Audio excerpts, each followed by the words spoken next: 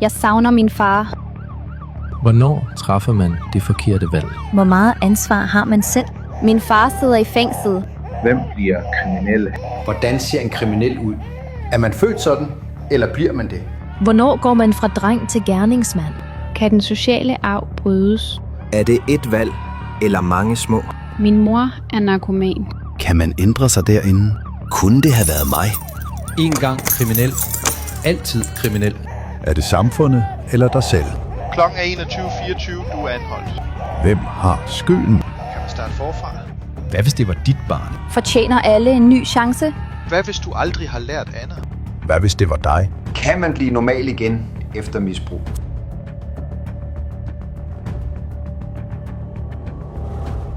Du er løsladt.